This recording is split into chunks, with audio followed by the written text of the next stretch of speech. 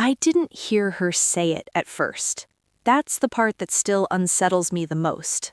Not the words themselves, but how easily they slipped into the room, like something she'd said 100 times before. Like it was normal. Like no one would think to stop her. We were in her living room. Her house always smelled faintly of lavender and something old, like stored linens.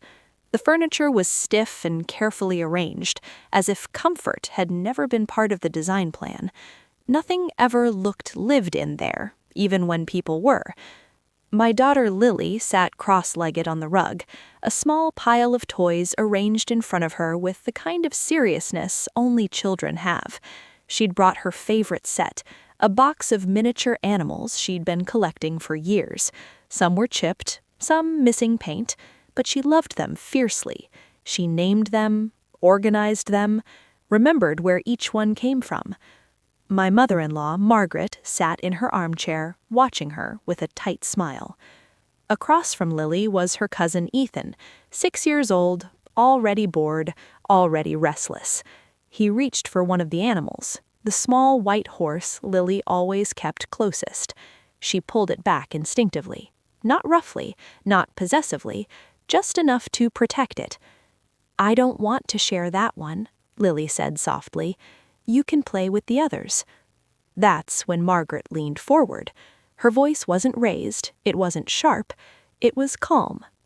"If you don't share," she said, "don't call me Grandma." The room went quiet.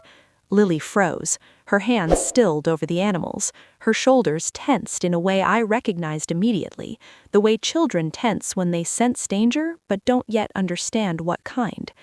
I stood in the doorway between the kitchen and the living room, a glass of water in my hand, suddenly aware that my heart had started beating too loudly.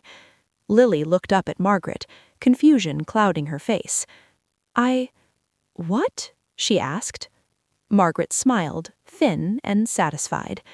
"Grandmas love generous children. If you can't be generous, maybe you don't need a grandma." I stepped forward. "That's not appropriate," I said, my voice sharper than I intended. Margaret turned to me slowly. "It was a joke." Lily looked between us, eyes wide. I knelt beside her immediately, placing a hand on her back. I could feel the tension through her sweater. "You don't have to share anything you don't want to," I said gently. "Those are yours." Margaret scoffed. "See, this is exactly what I mean. You're raising her to be selfish." My husband, Daniel, finally looked up from his phone. "What's going on?" he asked. Margaret waved her hand dismissively. "Nothing, just trying to teach Lily a little kindness." Lily's fingers tightened around the white horse. "I didn't mean to be bad," she whispered. That was it. Something in me hardened in a way I hadn't felt before. I stood up slowly. "You are not bad," I said to her. "Not at all." Margaret's eyes narrowed. "You are overreacting." "No, you are manipulating a child." Daniel shifted uncomfortably. "Mom, maybe just—" Margaret cut him off. "I will not be disrespected in my own home." I took a breath. "Then don't disrespect my daughter." The rest of the visit passed in strained politeness. Lily stayed close to me, her joy dampened, her movements cautious. She didn't bring out any more toys. She didn't speak unless spoken to. When we finally left, Lily was quiet in the car. Too quiet. I watched her in the rearview mirror, her small face turned toward the window. "Are you okay?" I asked gently. She hesitated. "Am I not allowed to say no?" My chest tightened. "Of course you are." "But Grandma said—" "Grandma was wrong," I said firmly. "Very wrong." She nodded slowly, absorbing it. That night, after Lily was asleep, I sat on the edge of her bed longer than usual. I watched her breathe, her hands curled around the white horse. I'd always known Margaret could be difficult, controlling, passive-aggressive.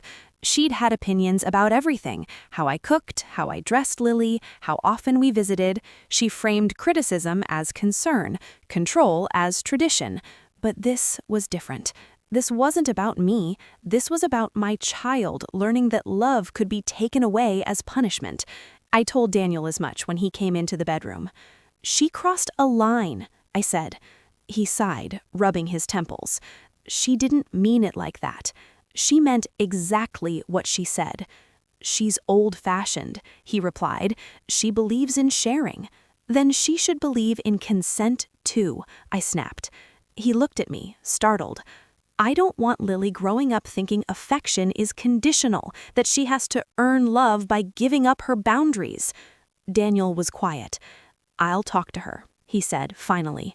I nodded, though something in his tone made me uneasy, because I'd heard that promise before, and nothing ever changed. Over the next few weeks, Margaret acted as if nothing had happened. She called Lily on the phone, used her sweetest voice, sent little gifts in the mail, stickers, hair clips, a book she'd already given her twice before. Lily accepted them politely, but something had shifted. She was more reserved around Margaret now, less spontaneous. She watched her carefully, like she was waiting for another test. Then came the birthday party. Margaret insisted on hosting. "I already told everyone," she said breezily when Daniel mentioned we'd planned something small. "It's only right. I'm her grandmother." I hesitated. "Maybe we should—" "It'll be fine," Daniel said. "She's just excited." I agreed reluctantly. The party was bigger than Lily was comfortable with. Too many kids she barely knew. Too many adults commenting on her appearance, her manners, her choices. Margaret hovered like a supervisor. At one point, Lily was opening presents when another child grabbed one from her pile.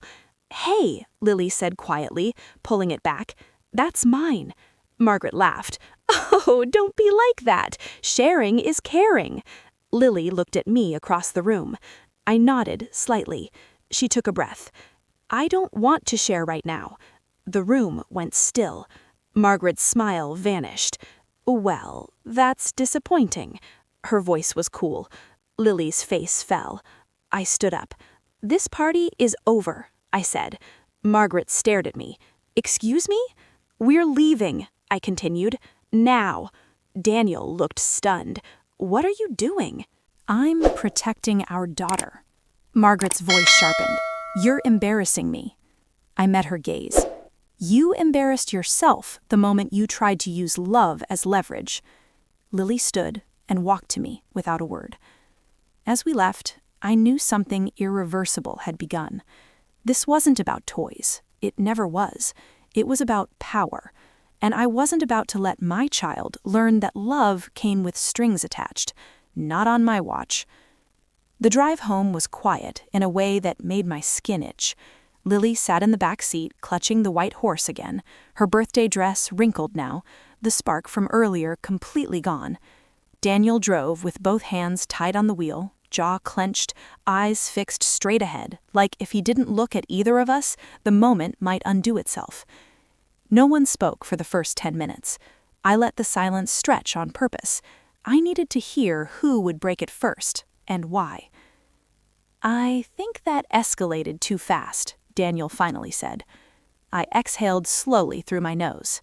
"Interesting." He glanced at me. "I'm just saying—" "You're saying I escalated it," I finished calmly. "I'm saying it didn't need to turn into a scene."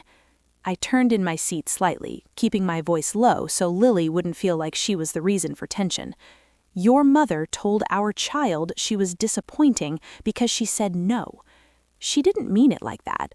She meant it exactly like that." Daniel sighed. "You know how she is." "Yes," I said. "That's why I reacted." In the rearview mirror, I saw Lily's eyes flick up, then back down again.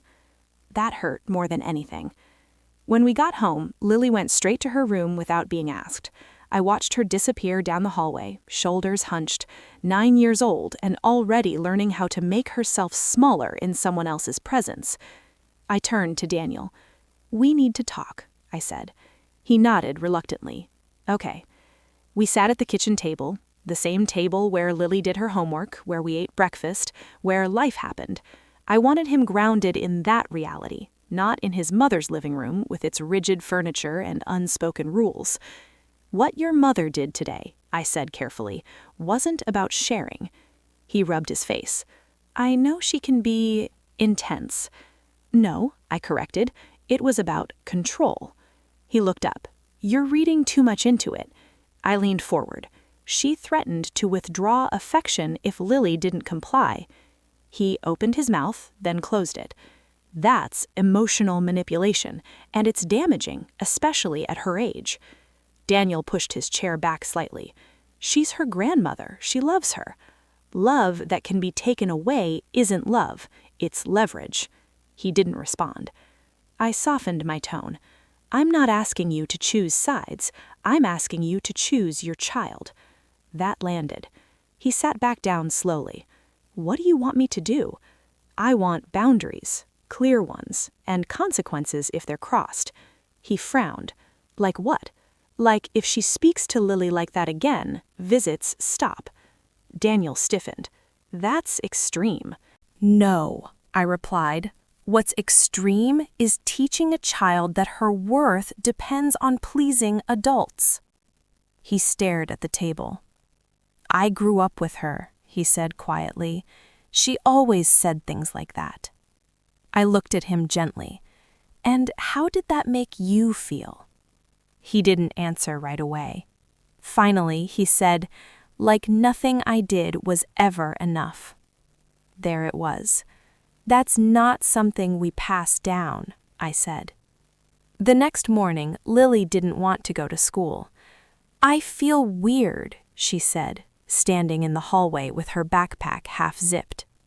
Where? I asked. She shrugged. In my chest. I knelt in front of her. Do you want to talk about yesterday? She hesitated, then nodded. Grandma was mad at me, she said. Was I rude? No, I said immediately. You were brave. Her eyebrows knit together. Brave? Yes, you listened to yourself and said no politely. That takes courage. She considered that. She looked like she didn't like me. My heart cracked quietly. Sometimes adults don't like boundaries, I said. That doesn't mean the boundary is wrong. She hugged the white horse tighter.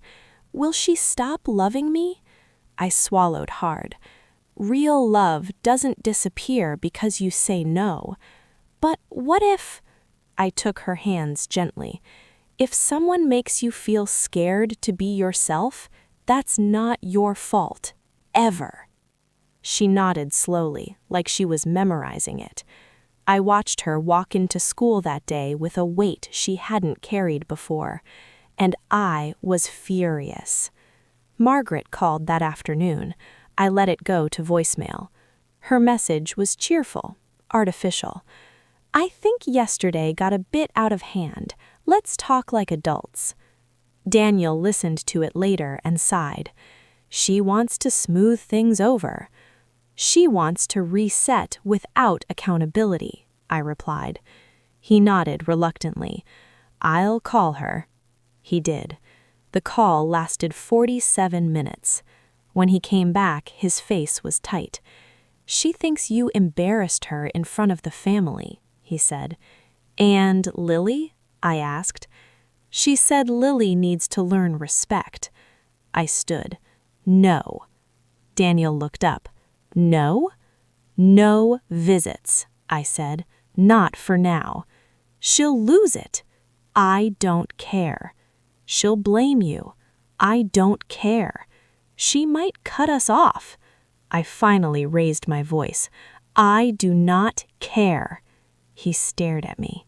I care about our daughter feeling safe, I continued. I care about her knowing she doesn't owe anyone access to herself. He was quiet for a long moment. Then he said, Okay. I searched his face. Okay? I'll support it, he said, though his voice wavered. But I need time. You have time, I said. Lily doesn't. Margaret didn't take the boundary well. She sent long texts about family values, about gratitude, about how hurt she was. She told Daniel I was poisoning Lily against her. She told other relatives I was unstable, overprotective, difficult. Some believed her.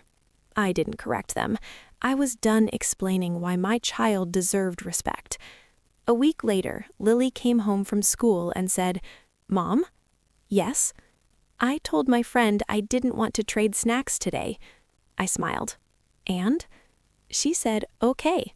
Lily smiled too, small but proud. That night, as I tucked her in, she asked, "Grandma hasn't called." "I know," I said. "Is that because of me?" I looked her straight in the eyes. "No, it's because adults sometimes don't like being told no." She nodded slowly. "I like saying no." I smiled. "Me too." I didn't know yet how far Margaret would push, how many people she'd involve, or how ugly it would get once she realized she no longer had control. But I knew one thing with certainty. This wasn't over. It was just beginning. Margaret didn't call for 2 weeks. That alone told me everything I needed to know. Silence, for someone like her, was never peace. It was strategy. It was pressure applied invisibly, waiting for someone else to crack first.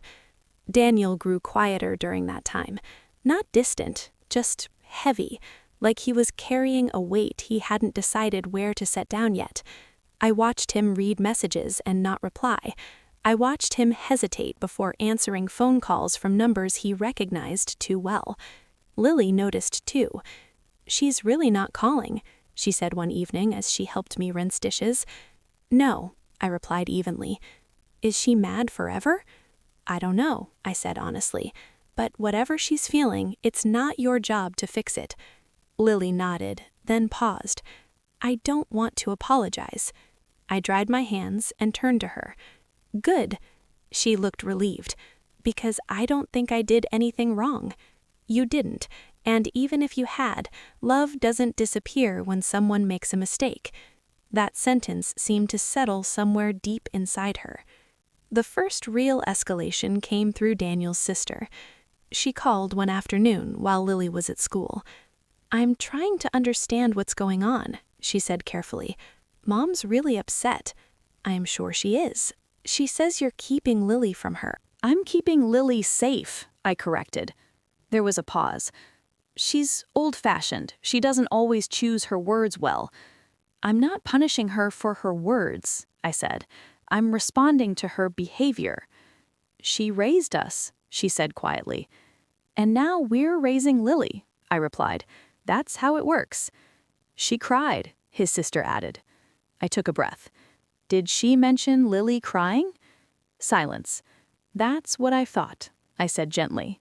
When I hung up, my hands were shaking, not from doubt, but from anger that had nowhere to go. Margaret wasn't just hurt, she was recruiting. Daniel came home late that night. He dropped his keys on the counter and leaned against it, exhausted. "She called everyone," he said. I nodded. I figured. "She says you're turning Lily against her." I crossed my arms. "Is Lily scared of me?" "No." "Does Lily feel safe with me?" "Yes." "Then I'm not turning her against anyone." He rubbed his face. "I know." I stepped closer. "This is the part where she tries to make you choose." He swallowed. "I don't want to choose." "I know," I said softly. "But she already has." That night, Lily woke up crying. I rushed to her room, heart pounding. She was sitting upright in bed, breathing fast. "She took it," she sobbed. "Took what?" I asked, pulling her into my arms. "The horse," she cried. "Grandma took it and said I didn't deserve it." I held her tightly until her breathing slowed. "It was a dream," I said gently. "Just a dream." But as I tucked her back in, I felt something sharp settle in my chest. Her fear had found a shape. The next morning, I emailed Lily's teacher. Nothing dramatic, just a heads up. "We're dealing with some family boundary issues. If Lily seems withdrawn or anxious, please let me know." The teacher replied within the hour. "Thank you for telling me. Lily is thoughtful and kind. I'll keep an eye on her." Validation came in unexpected places. Margaret sent a package 3 days later. No note. Inside was a stuffed bear and a card that read, Grandmas forgive. Lily stared at it. Do I have to keep it? I asked. No, I said immediately. She thought for a moment. Can we donate it? Yes, I said. We can. She smiled. That night, Daniel finally snapped. She showed up at my work, he said, voice tight. Just appeared. My stomach dropped. What did she do? She cried, told my boss she was worried about me, about my marriage. I felt heat flood my face. She crossed another line. I know, he said. I told her to leave. I searched his eyes. You told her to leave? He nodded. I did. Something shifted then. Not dramatically, but unmistakably. She said you're controlling me, he added bitterly. I let out a quiet laugh. That's rich. She said Lily will grow up spoiled and alone. I knelt in front of him, taking his hands. Look at me. He did. You grew up trying to earn love, I said. Lily is growing up knowing she has it. He swallowed hard. I don't know how to do this, he admitted, standing up to her. I do, I said, because I had to learn early how to stand up to people who used love as a weapon. The next weekend, Margaret sent a message directly to Lily's tablet. Daniel froze when he saw it. Grandma misses you. I hope you remember who loves you. That was it. I didn't argue. I didn't discuss.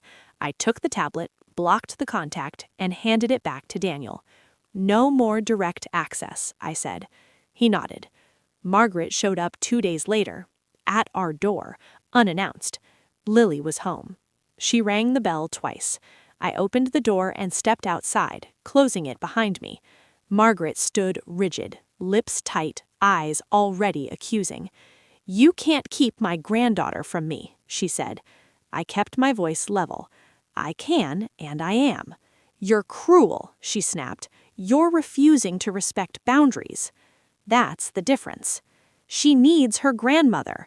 She needs safety. Margaret scoffed. You think you know better than me? Yes, I said without hesitation. Her face reddened. You're going to regret this. I didn't step back. Threatening me won't get me access to my child. She stared at me, shocked. Behind me, I heard the door unlock. Daniel stepped out. Mom, you need to leave. Her eyes filled with tears instantly. You're choosing her over me. Daniel's voice didn't waver. I'm choosing my daughter. That was the moment. Not loud, not dramatic, but final. Margaret backed away slowly, like she hadn't expected resistance to hold. This isn't over, she said. I nodded. I know. When she left, Lily peeked through the curtain. Is she gone? She whispered. Yes, I said. She wrapped her arms around my waist. Thank you for not making me share. I closed my eyes, holding her. This was never about toys. It was about teaching a child that love is not a transaction. And no matter how much Margaret pushed, no matter how many people she involved, no matter how ugly she tried to make it, I would not let my daughter grow up afraid to say no. Part 4 wouldn't be about confrontation. It would be about consequences, and what happens when control finally fails. Margaret didn't disappear after that. She changed tactics. The loud confrontations stopped, the surprise visits ended, the dramatic phone calls ceased. If I'd been less experienced with people like her, I might have mistaken the silence for reflection. It wasn't. It was regrouping. The first sign came through the school. Lily came home one afternoon unusually quiet, her backpack dragging behind her. She kicked off her shoes without saying a word and went straight to her room. I followed a minute later and found her sitting on the bed, twisting the hem of her shirt. Hey, I said gently. What's going on? She didn't look up. Grandma talked to my teacher. My stomach dropped. What? She was at school today, Lily continued. She brought cookies. I felt a cold wave rush through me. What did she say to you? She told me she missed me and that she hopes I remember who loves me. I sat down slowly. Did she talk to you alone? Lily nodded. For a little bit. Mrs. Carter was there, but Grandma kept talking to me. My chest tightened with anger I had to swallow down carefully. What did that make you feel? I asked. She shrugged. Confused. That night, I emailed the school immediately. Firm, calm, documented. Margaret does not have permission to contact Lily at school. Please ensure this does not happen again. The principal responded within the hour, apologetic and alarmed. Apparently, Margaret had introduced herself as a concerned grandmother and hadn't been questioned. That loophole closed quickly. Daniel was furious when I told him. She went around us, he said. She knew exactly what she was doing. Yes, I replied. She always does. The next move came through family. Daniel's aunt invited us to dinner. I just want everyone to talk, she said. There's been so much misunderstanding. I declined politely. Then came the cousins' barbecue. Then the group text. Then the passive-aggressive social media posts about family being torn apart and grandparents being erased. People stopped asking what actually happened. They'd already chosen the version that made them most comfortable. Margaret showed up everywhere she knew we wouldn't be. She didn't want resolution. She wanted witnesses. Lily started asking questions again. Why does Grandma tell people I don't love her? My hands clenched into fists I kept out of sight. She shouldn't be saying that. Did I do something wrong? No, I said firmly. She doesn't like that she can't make you do what she wants. Lily frowned. Why would someone want that? I hesitated. Because some people feel safer when they're in control. That answer seemed to satisfy her, but it unsettled me deeply. She was learning too early how adults could twist love into obligation. Daniel finally reached his breaking point the night his mother left a voicemail on Lily's tablet again, this time from a different number. I don't recognize my own son anymore, Margaret said, voice trembling. I hope Lily knows who turned him against me. Daniel listened to it twice. Then he deleted it. Then he sat down at the table and cried. Not loudly, not dramatically, just quiet, shaking breaths. I feel like I'm choosing wrong no matter what, he said. I sat beside him. You're choosing your child. She raised me, he whispered, and she made me feel small my entire life. I took his hand.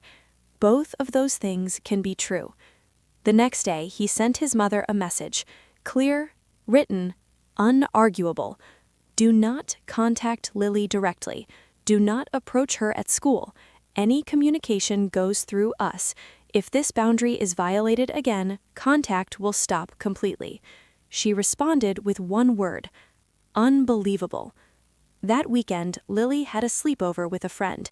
She came home laughing, telling me about games they'd played, secrets they'd shared. At bedtime, she said something that stopped me cold. My friend said her grandma makes her hug people even when she doesn't want to. I kept my voice steady. How did that make you feel? Weird, she said. I told her she doesn't have to. I smiled faintly. You're right. She paused. I'm glad you don't make me. I kissed her forehead and tucked her in, my chest tight with pride and fury at the same time. Margaret escalated again a week later. She sent Daniel legal paperwork, not custody papers, grandparents' rights. My hands shook when I read it. She's bluffing, Daniel said, but his voice wasn't convincing. She's trying to scare us, and it's working. We consulted a lawyer. The lawyer didn't sugarcoat it. Grandparents' rights cases are difficult, she said. But they're not impossible if the grandparent can claim alienation. Alienation, as if protecting a child from manipulation was some kind of crime. That night, I couldn't sleep. I lay awake listening to Lily breathe, my mind running through worst-case scenarios I hated myself for imagining. What if a judge believed Margaret? What if Lily was forced into unsupervised visits? What if the very boundaries we'd built were torn down by someone with a gavel? Daniel sat up beside me in the dark. "I won't let her take her," he said. I squeezed his hand. "We won't." We gathered documentation, messages, voicemails, screenshots, dates, every instance of manipulation, every violation. We didn't respond emotionally anymore. Everything was calm, measured, recorded.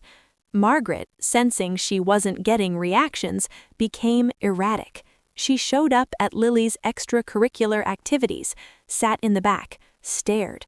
The coach eventually asked her to leave. "She says she's family," the coach told me apologetically. "She's not safe," I replied. The words felt heavy, but true. One evening, Lily asked, "Will Grandma ever be nice again?" I chose my words carefully. "She might be kind sometimes," I said, "but kindness without respect isn't safe." Lily nodded. "I don't like how she makes my stomach feel." That was all I needed. The legal letter finally arrived. Margaret was filing, not because she missed Lily, but because she couldn't stand losing.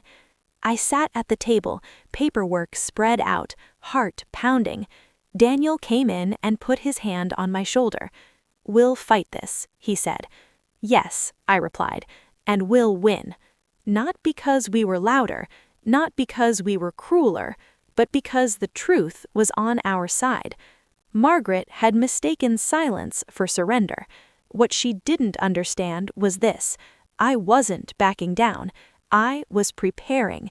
It would be about the moment the mask finally came off and the truth had nowhere left to hide.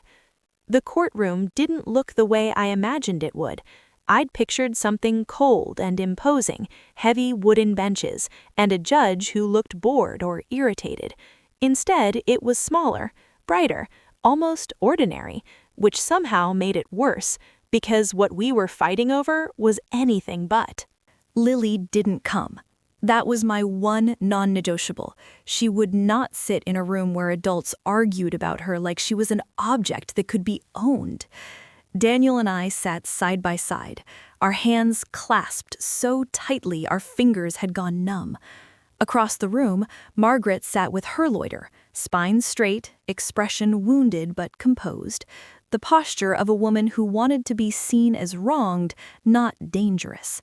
She wore soft colors, pastels, the kind of outfit designed to signal gentleness.